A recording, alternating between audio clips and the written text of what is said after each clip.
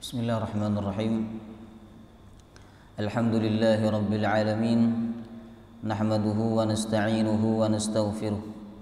Wa na'udzu billahi min shururi anfusina wa sayyiati a'malina. May yahdihillahu fala mudilla lahu wa may yudlil fala hadiya lahu. Ashhadu an la ilaha illallah wahdahu la syarika lahu.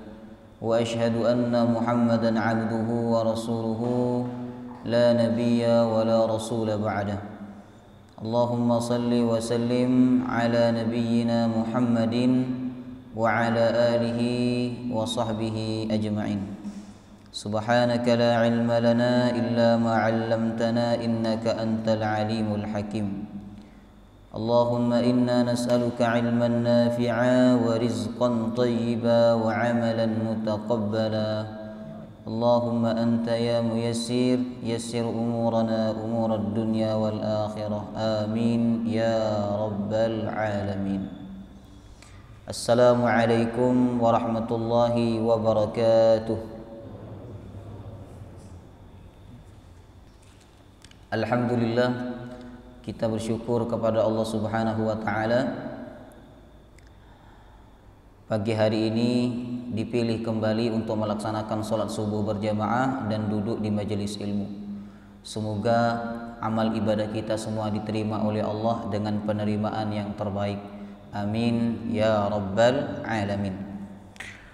Bapak Ibu jemaah rahimakumullah, pagi hari ini kita akan melanjutkan kajian kita sirah Nabi Muhammad sallallahu alaihi wasallam. Pertemuan bulan kemarin kita membahas penolakan kafir Quraisy terhadap dakwah Nabi Muhammad sallallahu alaihi wasallam. Ya. Berbagai macam motif mereka menolak dakwah Nabi. Ada yang karena pengaruh kekuasaan, takut hilang. Kemudian kekhawatiran ekonomi yang melekat pada mereka, takut hilang. Kemudian setia dan masih taklid buta dengan agama nenek moyang mereka. Kemudian iri dan dengki serta sombong. Sebenarnya mereka tahu agama yang dibawa oleh Muhammad itu agama yang benar, tapi mereka iri, dengki dan sombong. Kemudian yang kelima, tidak percaya kepada ajaran Islam. Mereka tidak percaya dengan adanya hari kebangkitan atau hari kiamat. Inilah motif-motif penolakan kafir Quraisy terhadap dakwah Nabi. Kemudian cara kafir Quraisy menolak itu bukan dengan cara yang lembut, ya. Mereka menolak dengan cara yang kasar. Mulai dari memfitnah, mencela dan merendahkan Nabi Muhammad SAW. Nabi dikatakan gila. Ya, Nabi dikatakan sebagai pembohong, Nabi dikatakan sebagai penyihir, Nabi dikatakan sebagai pendusta, ya. Yang tidak ada lain tujuannya adalah untuk membunuh karakter supaya Nabi berhenti dakwah. Panjenengan bisa bayangkan, ya, ketika panjenengan berceramah, berdakwah, lalu orang-orang mengatakan panjenengan gila, hei orang gila, hei orang gila, hei orang gila. Tentu panjenengan akan berhenti. Ngoten. Saya saja misalnya Bapak Ibu sedang menyampaikan kajian ini, lalu panjenengan berkata kepada saya, Ustadz gila, Ustadz gila, Ustadz gila, saya akan berhenti. Nah, maka tujuan mereka sebenarnya mengatakan Nabi gila, mencela Nabi, merendahkan Nabi itu supaya dakwah beliau berhenti. Tapi karena beliau dibekali hati yang lapang, hati yang sabar, maka beliau tetap memperjuangkan dakwahnya. Kemudian cara memfitnah ini tidak berhasil, cara merendahkan Nabi tidak berhasil untuk menghentikan dakwah Islam, maka mereka melakukan cara yang kedua, yaitu melakukan intimidasi, kemudian penindasan dan kekejaman. Nah, di antara sahabat korban kekejaman kafir Quraisy adalah Abu Bakar As-Siddiq, Ammar bin Yasar, Khabbab bin Al-Arad, Suhaib bin Sinan Al-Rumi, Bilal bin Rabah. Abu Bakar As-Siddiq dipukul sampai pingsan, hampir mati. Sedangkan Ammar bin Yasar ini diseret di tengah lapangan yang panas bersama keluarganya. Ayah dan ibunya meninggal dunia. Ya. Kemudian Khabbab bin Al-Arad disetrika dengan besi yang panas sampai meleleh kulitnya. Kemudian Suhaib bin Sinan Al-Rumi dipukul kepalanya sampai hilang ingatannya. Sedangkan Bilal bin Rabah diseret di tengah lapang lalu ditindih dengan batu yang besar. Ya. Ini sahabat-sahabat korban kekejaman kafir Quraisy. Apakah gangguan itu hanya menimpa mereka? Tidak. Gangguan itu juga menimpa Rasulullah sallallahu alaihi wasallam. Nabi dilempari kotoran. Nabi kemudian diludahi. Kemudian Nabi tempat jalannya yang biasa dilewati oleh beliau diberikan duri-duri oleh mereka supaya Nabi Muhammad tertusuk kakinya oleh duri-duri tersebut. Jadi ini gangguan demi gangguan dialami oleh kaum muslimin, sehingga puncaknya di pertengahan tahun kelima dari kenabian, gangguan mereka itu sangat luar biasa. Seakan-akan tidak ada lagi tempat perlindungan bagi kaum muslimin. Kemanapun mereka pergi di kota Mekah itu pasti dikejar-kejar oleh orang Mekah, ya. Pergi ke kampung ini dikejar oleh mereka, bersembunyi di tempat ini tahu mereka, selalu dikuntit oleh mereka, ya. Maka seakan-akan mereka tidak memiliki tempat perlindungan di kota Mekah. Akhirnya Rasulullah Shallallahu Alaihi Wasallam menginstruksikan para kaum muslimin untuk hijrah ke Habasyah, ke Ethiopia, ya. Nah, sehingga hijrah ini dilaksanakan pada bulan Rajab tahun kelima dari kenabian. Nah, rombongan hijrah ini terdiri dari 16 sahabat Nabi, 12 orang laki-laki dan 4 orang wanita. Ini hijrah yang pertama, ya. Jadi hijrah pertama ke Habasyah hanya dilakukan oleh 16 sahabat. Padahal sahabat yang masuk Islam itu sudah banyak, ya. Hampir 100 orang sudah yang masuk Islam. Tapi yang hijrah ke Habasyah ini hanya 16 sahabat. Dan 16 sahabat inilah yang hidupnya terancam akan disiksa oleh tuannya, akan disiksa oleh majikannya, akan disiksa oleh orang-orang yang memiliki kekuasaan di kota Mekah. Maka berhijrahlah 16 sahabat, 12 orang laki-laki dan 4 orang wanita. Hijrah pertama ke Habasyah dipimpin oleh sahabat Nabi Utsman bin Affan, karena memang dana terbesar untuk hijrah ke Habasyah ini dikeluarkan oleh Utsman bin Affan, ya. Hijrah ini kan butuh dana besar, Bapak Ibu.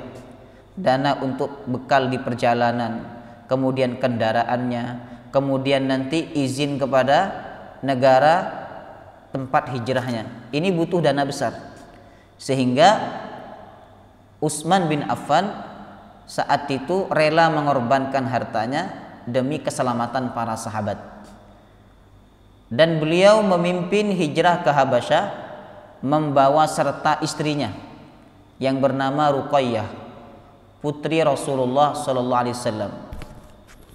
Hijrah ini bukanlah semata-mata keinginan Rasulullah, tapi memang perintah dari Allah Subhanahu wa taala.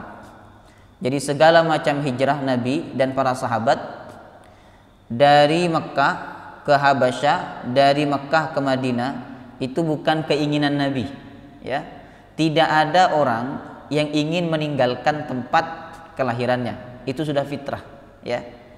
Ketika Nabi hijrah ke Madinah, sudah berkuasa di Madinah, sudah berhasil di Madinah, Nabi tetap kangen kepada kota Mekah, ya.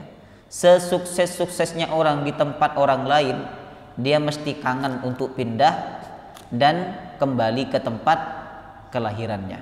Ngoten.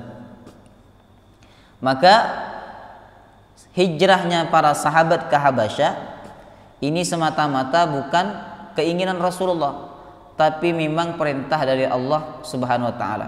Allah berfirman, Qul ya ibadilladzina amanu taqu rabbakum lilladzina ahsanu fi hadhihi dunya hasanah. Katakan kepada umat Muhammad, wahai hamba-hambaku yang beriman. Allah memanggil sahabat-sahabat yang beriman saat itu. Ittaqu rabbakum, bertakwalah kalian kepada Tuhan kalian. Lilladzina ahsanu fi hadhihi dunya hasanah, sesungguhnya bagi orang-orang yang baik, fi hadhihi dunya hasanah, di dunia ini pasti mendapatkan kebaikan. Ini sudah sunnatullah. Kalau kita baik, maka kita akan mendapatkan kebaikan.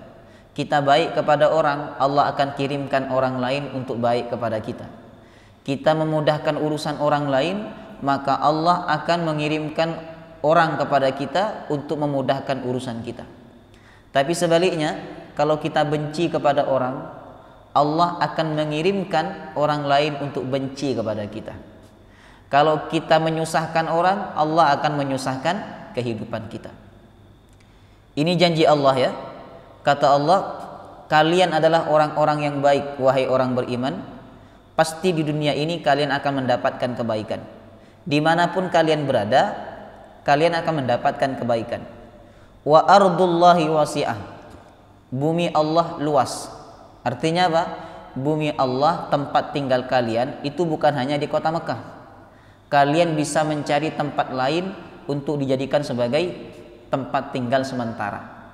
Dan dimanapun kalian berada, kalau kalian orang baik, pasti kalian akan mendapatkan kebaikan. Nah, kalian tidak hanya mendapatkan kebaikan di kota Mekah ya, tapi seandainya kalian pindah, kalian juga akan mendapatkan kebaikan. Karena bumi Allah itu kan luas. Ini pelajaran Bapak Ibu ya, bahwa dimanapun kita berada, jangan khawatir dengan rizki Allah. Coba panjenengan bayangkan ya, saya dari Kalimantan Barat, saya ke Malang untuk belajar, tidak punya keluarga di kota Malang, tidak punya siapa-siapa, keluarga tidak ada di kota Malang ya. Tapi Allah cukupkan rezekinya. Artinya apa? Dimanapun kita berada, tidak usah khawatir rezeki kita akan berkurang ya. Selama kita menjadi orang baik, maka kebaikan itu akan selalu menyertai kita. Maka ayat ini mengisyaratkan agar para sahabat hijrah, dan Nabi SAW memilih Habasyah sebagai tempat hijrah pertamanya kaum muslimin. Walaupun dalam hijrah ini sebenarnya Nabi tidak ikut ya. Ini yang hijrah hanya 16 sahabat dipimpin oleh Utsman bin Affan. Kenapa Nabi SAW memilih Habasyah sebagai tempat hijrah? Alasan Rasulullah memilih negeri Habasyah sebagai tempat hijrah adalah karena raja di negeri itu adalah seorang yang adil dan tidak ada seorang pun yang terzolimi olehnya. Raja itu bernama Ashamah bin Abjar. Ashamah bin Abjar An-Najasyi, gelar Raja Habasyah. Jadi An-Najasyi ini gelar Raja Habasyah. Kalau di Mesir gelar kerajaannya apa? Di Mesir dulu Fir'aun ya, gelar kerajaannya Fir'aun. Jadi Fir'aun itu bukan nama orang ya. Siapa yang membunuh yang ditenggelamkan oleh Allah? Fir'aun. Fir'aun itu bukan nama orang. Fir'aun itu nama gelar kerajaan. Kalau di Romawi saat itu nama gelar kerajaannya adalah Kaisar ya. Kalau di Indonesia ini nama gelar pemimpin tertingginya Presiden ya. Hijrah mereka disambut baik oleh Raja Habasyah dan mereka diperkenankan untuk tinggal sementara waktu di Habasyah ya. Jadi memang karena beliau ini raja yang baik ya, yang adil, tidak ada seorang pun yang terzolimi oleh beliau. Semua orang merasakan kebaikan. Siapapun yang berinteraksi dengan Raja Habasyah, pasti mereka akan mengatakan bahwa Raja Habasyah itu raja yang baik ya. Tidak ada oposisinya. tidak memiliki musuh, tidak memiliki hater, ya, baik di dalam negeri maupun di luar negeri, ya. Sehingga inilah satu-satunya raja saat itu ketika meninggal dunia Rasulullah sholat gaib. Karena Raja Habasyah ini Islam setelah nanti hijrah kedua para sahabat ke negeri Habasyah, ya. Jadi Raja Habasyah ini ketika meninggal dunia, Nabi sholat gaib dan Nabi mendoakan Raja Habasyah karena beliau memiliki jasa dalam Islam, ya, memiliki jasa terhadap umat Islam. Siasat orang kafir agar kaum muslimin kembali ke Mekah. Hijrah pertama ke Habasyah ini berjalan dengan aman, meski hampir saja terpergoki oleh orang-orang kafir Quraisy. Beberapa saat kemudian, orang kafir Mekah mengetahui bahwa sekelompok orang Islam hijrah dan tinggal sementara di Habasyah. Nah, mereka tidak rela kalau ada umat Islam itu yang tenang tinggal di negeri orang, ya. Tidak rela mereka. Mereka ingin umat Islam itu tersiksa, hidupnya susah, hidupnya terintimidasi, hidupnya terancam. Maka ketika orang kafir Mekah mengetahui ada sekelompok orang Islam hijrah ke Habasyah, mereka melakukan makar, mereka melakukan siasat gimana caranya orang Islam yang hijrah tinggal di Habasyah itu kembali ke Mekah. Ngaten. Apa yang mereka lakukan? Mereka menyebarkan berita hoax, ya, bahwa seluruh penduduk Mekah telah masuk Islam agar kaum muslimin kembali ke Mekah. Paham enggak? Ya, mereka menyebarkan berita hoax. Jadi berita hoax itu bukan hanya sekarang, ya. Dari dulu sudah ada, ya. Jadi orang-orang kafir Mekah berunding di sebuah tempat namanya Darun Nadwa. Darun Nadwa ini gedung parlemen, Bapak Ibu, yang dibangun oleh kakek Rasulullah SAW yang kelima, namanya Fihar, ya.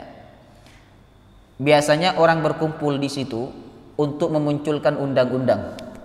Tapi ketika dakwah Islam muncul di tengah-tengah mereka, justru mereka berkumpul bukan untuk membuat undang-undang, tapi bagaimana caranya mereka bisa mempersulit, mengancam dan mengembalikan kaum muslimin ke agama nenek moyang mereka. Maka mereka berkumpul. Hasil perkumpulan mereka itu, ya, memutuskan bahwa kita harus menyebarkan berita hoax ke orang-orang muslim yang ada di Habasyah supaya mereka kembali ke Mekah. Apa beritanya? Beritanya adalah bahwa orang Mekah semuanya masuk Islam. Akhirnya berita itu sampai kepada mereka yang ada di Habasyah. Nah, ketika mereka mengetahui, mendengar bahwa orang-orang Mekah semuanya masuk Islam, maka mereka pun kembali ke Mekah, ya, kembali ke Mekah. Kemudian sesampainya di Mekah, ternyata kabar itu dusta. Nah, mengetahui kaum muslimin yang hijrah ke Habasyah sudah kembali ke Mekah, maka orang-orang kafir Mekah semakin gencar melakukan penindasan kepada kaum muslimin. Udah pada kembali ke Mekah, yang 16 orang itu udah kembali ke Mekah. Nah, maka kafir Mekah kemudian mereka semakin gencar melakukan penindasan terhadap kaum muslimin. Ya, mereka disiksa, ya. Mereka tidak boleh belanja ke pasar. Pokoknya tersiksalah hidupnya mereka. Tidak boleh menikah dengan wanita-wanita mereka, ya. Kemudian harta mereka diambil, ya, oleh keluarga-keluarga mereka yang masih dalam keadaan kafir. Karena penindasan inilah kemudian Rasulullah Shallallahu Alaihi Wasallam, ya, melihat orang-orang kafir Mekah semakin gencar melakukan penindasan kepada kaum muslimin. Akhirnya untuk yang kedua kalinya Rasulullah menginstruksikan lagi kepada kaum muslimin untuk hijrah ke Habasyah yang kedua kalinya. Jadi hijrah ke Habasyah ini dilakukan sebanyak 2 kali. Yang pertama 16 orang, sedangkan yang kedua ini rombongannya lebih banyak. Ya. Rombongan yang hijrah terdiri dari 83 orang laki-laki dan 19 orang wanita. Hijrah kedua ini lebih sulit daripada hijrah sebelumnya. Kaum kafir Mekah berupaya keras agar misi hijrah mereka ke Habasyah gagal. Namun dengan pertolongan Allah, kaum muslimin tiba di Habasyah dengan selamat dan disambut dengan baik oleh Raja Habasyah. Tapi namanya orang dengki, ya.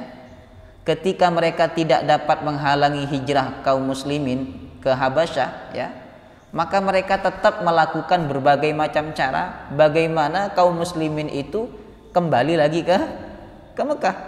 Ya, ini orang dengki ini. Dimanapun orang yang dia dengki itu berada, dia akan terus mengejar bagaimana orang yang dia dengki itu mendapatkan kesulitan. Nah, akhirnya mereka melakukan politik diplomasi kepada Raja Habasyah, ya. Politik diplomasi kaum kafir Quraisy. Kaum musyrikin tidak senang dengan hijrahnya kaum muslimin. Mereka tidak suka kaum muslimin hidup tenang di Habasyah. Akhirnya mereka melakukan makar dengan mengutus 2 orang pilihan yang telah teruji dan cerdik, yaitu Amr bin Al-As dan Abdullah bin Abi Rabi'ah. Walaupun kedua orang ini nantinya Bapak Ibu akan masuk Islam, ya. Itulah hidayah Allah, ya. Awalnya mereka benci kepada Islam, tapi karena dapat hidayah cinta kepada Islam. Nah, Amr bin Al-As dan Abdullah bin Abi Rabi'ah ini orang yang pandai diplomasi. Kalau berbicara, orang akan terpukau dengan ucapannya. Kan ada orang-orang begitu, diberikan kelebihan oleh Allah. Kalau bicara itu runtut, ya, tertib kata-katanya, enak didengarkan. Kemudian orang kalau mendengarkan pembicaraannya itu akan terpukau, ya. Dia akan seakan-akan tersihir dengan ucapannya. Itulah kelebihannya Amr bin Al-As dan Abdullah bin Abi Rabi'ah. Maka mereka dipilih oleh tokoh-tokoh Mekah untuk melakukan diplomasi dengan Raja Habasyah, sambil membawa banyak hadiah dan bingkisan untuk dipersembahkan kepada sang raja, para pembantunya, dan para pendeta kerajaan. Harapannya apa dengan hadiah itu? Raja menolak kaum muslimin untuk mengungsi sementara di negeri Habasyah, ya. Jadi biasa orang ngasih sogokan itu bukan hanya sekarang, dari dulu sudah ada sogok menyogok, ya. Udah berangkat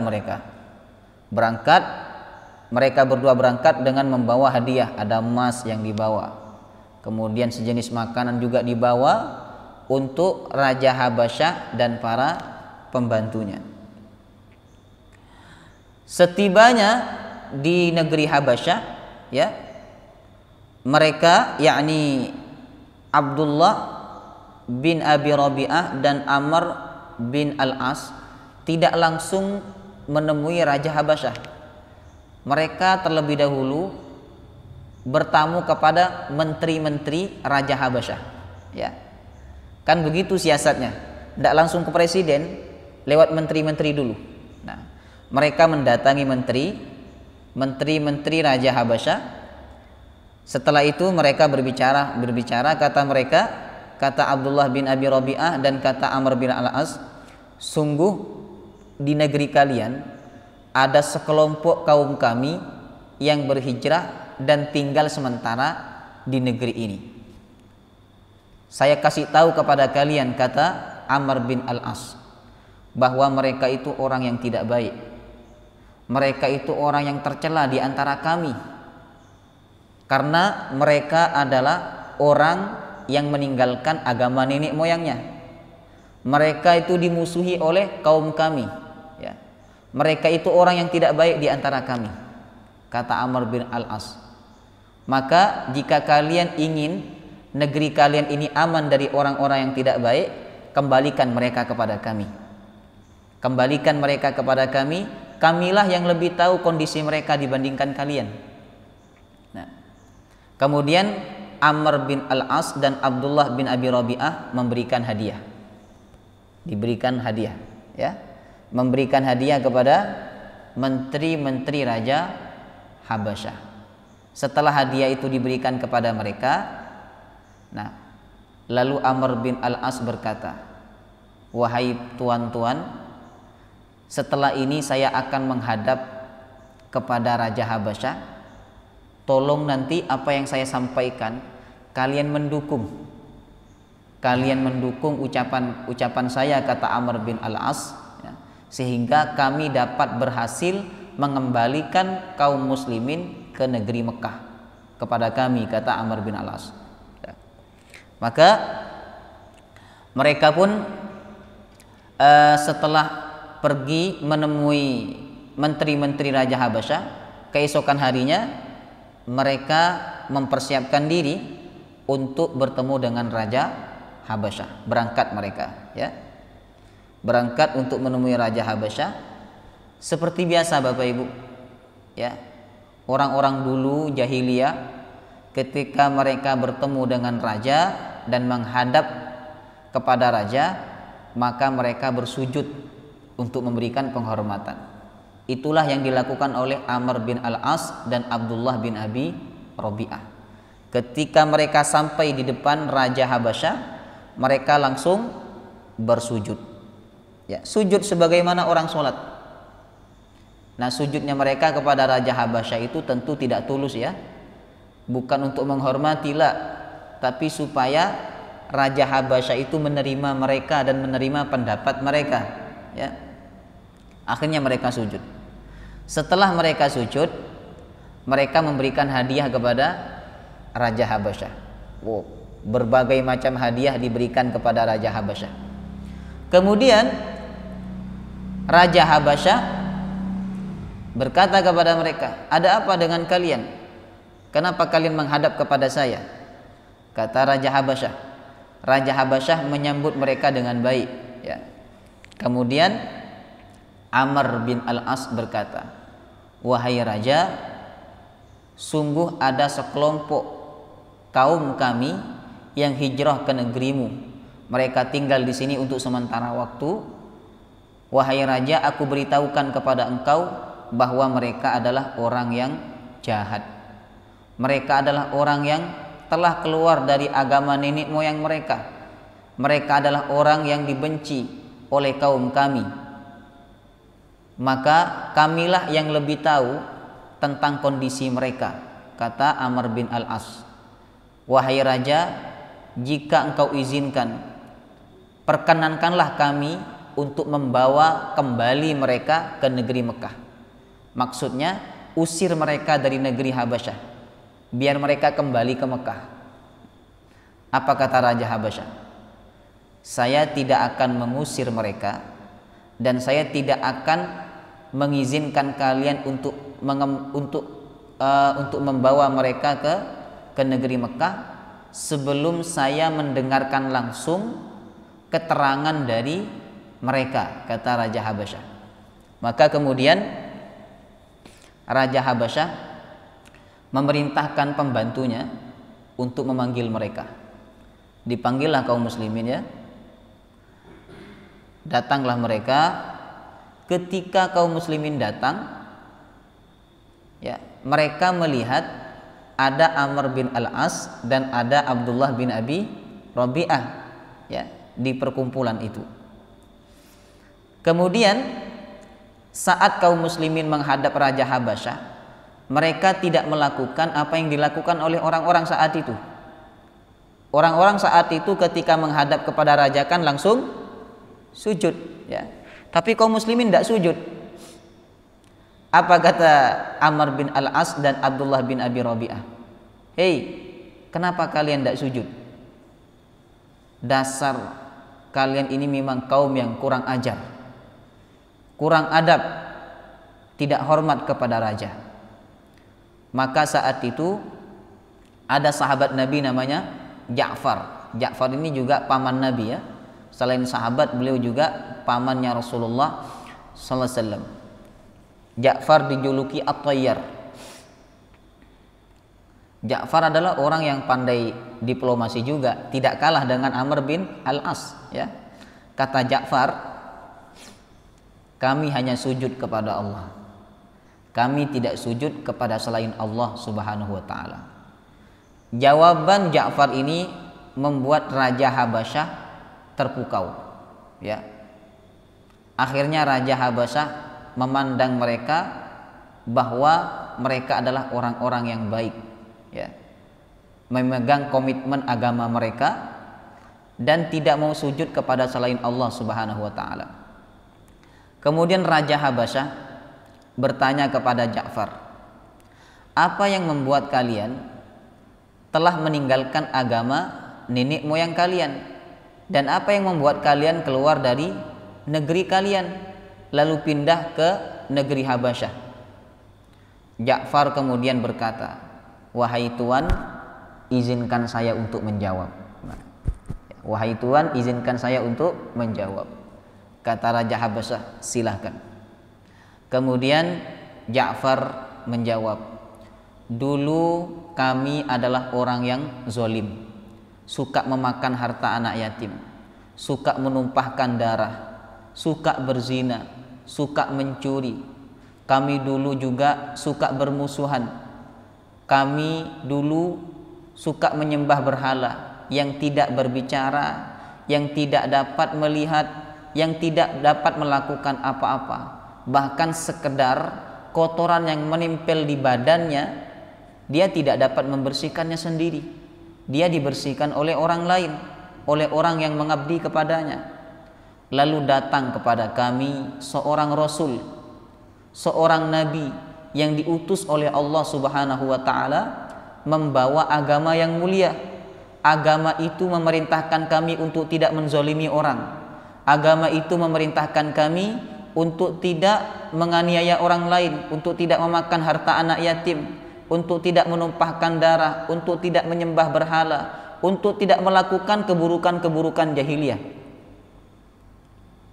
Dan kami percaya agama itu adalah agama yang benar, bersumber dari Allah, maka kami beriman kepadanya dan ikut dengannya. Nah, kemudian Raja Habasyah terpukau dengan apa yang disampaikan oleh Ja'far. Lalu Raja Habasyah bertanya lagi, adakah sesuatu yang kalian dapat bacakan kepada kami tentang agama kalian? Ada ndak ayat Quran, firman Tuhan, kata Raja Habasyah, ada ndak firman Tuhan yang kalian bawa, maksudnya yang kalian hafal, bisa kalian bacakan kepada kami? Kata Ja'far, wahai Tuan, izinkan saya untuk membacakannya. Ja'far saat itu membacakan surah Maryam. Surah Maryam isinya tentang apa? Nabi Isa. Dan Raja Habasyah saat itu beragama Nasrani, masih memegang erat agama Nabi Isa alaihissalam ya. Maka saat itu Ja'far membacakan surah Maryam. Kafha ya ain sad, dzikru rahmati rabbika 'abdahu Zakariya idh nada rabbahu nidaan khafiyya qala rabbi inni wahana al-'azmu minni washta'ala ar-ra'su shayba wa lam akun bidu'aika rabbi shaqiyya. Dibaca dari ayat 1 sampai akhir ya. Raja mendengarkan dengan khusyuk dan menangis. Luar biasa jemaah rahimakumullah. Non muslim ya, bukan beragama Islam tapi beragama Nasrani. Tapi saat mendengarkan bacaan Al-Quran, beliau menangis ya. Ini ada orang muslim berulang kali mendengarkan ayat Quran tapi tidak menangis, ya. Saat itu Raja Habasyah khusyuk mendengarkan dan menangis, ya. Menangis ketika mendengarkan bacaan Ja'far dari surah Maryam. Lalu setelah selesai Ja'far membacakan surah Maryam, saat itu Raja Habasyah berkata, apa yang dibacakan oleh Ja'far itu berasal dari sumber yang sama sebagaimana apa yang telah dibaca oleh Nabi Isa, yaitu dari Allah Subhanahu wa taala. Maka saat itu Raja Habasyah percaya bahwa kaum muslimin adalah orang yang baik. Agama yang dianut oleh mereka adalah agama yang benar sebagaimana akidah yang dibawa oleh Nabi Isa alaihissalam. Maka Raja Habasyah saat itu tidak mengizinkan Amr bin Al-As dan Abdullah bin Abi Rabi'ah untuk membawa kaum muslimin kembali ke Mekah. Tidak diizinkan, ya. Bahkan Raja Habasyah mengusir dua orang tersebut, Amr bin Al-As dan Abdullah bin Abi Rabi'ah, diusir oleh Raja Habasyah, dan hadiah-hadiah yang diberikan oleh mereka dikembalikan oleh Raja Habasyah. Inilah pertolongan Allah kepada kaum muslimin yang hijrah di Habasyah. Sekarang kita ngambil pelajarannya. Ibrah hijrah kaum muslimin ke Habasyah. Yang pertama, hijrah ke Habasyah adalah dalam rangka himayatud dakwah. Himayah artinya upaya untuk melindungi dakwah dan agama Allah. Coba kaum muslimin itu tidak hijrah ke Habasyah, mereka tetap mempertahankan untuk tinggal di Mekah, maka mereka akan disiksa. Kalau disiksa mereka akan mati nantinya. Kalau mereka mati, siapa yang akan meneruskan dakwah Islam apabila Rasulullah meninggal dunia? Maka menjaga keberlangsungan dakwah itu jauh lebih penting dibandingkan kita bersikeras untuk tinggal di tempat itu dan terancam nyawa kita. Lebih baik keluar untuk mencari tempat lain dakwah, ya. Nanti kalau tempat yang semula itu sudah karakter orang-orangnya sudah lumayan bisa untuk menerima dakwah Islam, barulah kita kembali ke tempat tersebut. Kemudian yang kedua, diperbolehkannya hijrah dari Darul Khauf, negeri yang penuh ketakutan, menuju Darul Aman, negeri yang aman, dalam rangka meminta suaka politik dan perlindungan. Hal ini tentu dengan jaminan dapat melaksanakan ibadah dengan baik, ya. Boleh. Kalau panjenengan di daerah tertentu tinggal di situ tidak aman, ya. Baik tidak aman secara ekonomi, tidak aman secara fisik panjenengan, tidak aman, ya, pokoknya tidak aman, maka boleh hijrah ke negeri atau ke daerah yang aman. Kemudian yang ketiga, berbagai tipu daya orang kafir akan mengalami kegagalan, terutama jika umat Islam tetap istiqomah terhadap ajaran Allah, ya. Orang itu kalau ingin menghentikan dakwah Islam, ingin membuat makar agar dakwah Islam ini berhenti, ya, Allah pasti menggagalkan makar mereka dengan syarat apa? Umat Islam tetap istiqomah berdakwah. Yang penting istiqomah, ya. Yang penting istiqomah, Allah akan memberikan pertolongan. Tapi kalau umat Islam ini sudah tidak istiqomah dengan dakwah, tidak istiqomah dengan kebaikan, susah untuk dapat pertolongan Allah Subhanahu wa ta'ala. Kemudian yang keempat, meminta perlindungan kepada non muslim diperbolehkan selama tidak merusak atau membahayakan aktivitas dakwah Islam, ya. Jadi minta tolong kepada non muslim itu boleh, ya, selama tidak merusak dakwah, ya, selama tidak ada perjanjian untuk meninggalkan syariat Islam. Nah, boleh. Dan kita menolong orang non muslim juga boleh selama dalam urusan dunia ya. Tapi kalau dalam urusan akhirat tidak boleh kita tolong menolong. Dalam urusan agama tidak boleh. Misalnya bantu mereka bangun gereja tidak boleh ya. Tapi kalau bantu mereka kerja bakti, bantu mereka menyiapkan acara pernikahan, la ba'sa, tidak apa-apa. Karena itu urusan dunia. Nah, kalau kita boleh minta tolong kepada non muslim dalam urusan dunia ya, begitu juga kita boleh menolong non muslim dalam urusan dunia. Kemudian yang terakhir, kemiripan antara ajaran Islam dengan agama sang raja yang memeluk agamanya Nabi Isa alaihis salam. Jadi kenapa raja itu ketika dibacakan ayat Quran tentang Nabi Isa alaihis salam, raja itu khusyuk lalu menangis? Karena memang ada kemiripan antara ajaran Islam yang dibawa oleh Nabi Muhammad dengan ajaran yang dibawa oleh Nabi Isa. Ada kemiripan. Walaupun secara praktek syariat mungkin ada perbedaan, itu hal yang wajar. Tapi secara prinsip sama Bapak Ibu. Sama-sama mengajarkan tauhid. Tidak ada penyembahan berhala, tidak ada sujud kepada selain Allah Subhanahu wa taala. Wallahu taala a'lam bissawab. Semoga bermanfaat dan semoga apa yang kita kaji pagi hari ini menambah iman kita kepada Allah dan menambah wawasan kita untuk kemudian kita praktekkan dalam kehidupan kita sehari-hari. Amin ya rabbal alamin. Semoga bermanfaat dan semoga kita semua diberikan umur yang panjang, sehat walafiat, selalu taat kepada Allah dan bisa masuk Ramadan dengan sempurna, ibadah dengan maksimal. Amin ya rabbal alamin. Kita tutup dengan pembacaan doa kafaratul majlis. Subhanakallahumma wa bihamdika asyhadu an la ilaha illa anta astaghfiruka wa atubu ilaik. Assalamualaikum warahmatullahi wabarakatuh.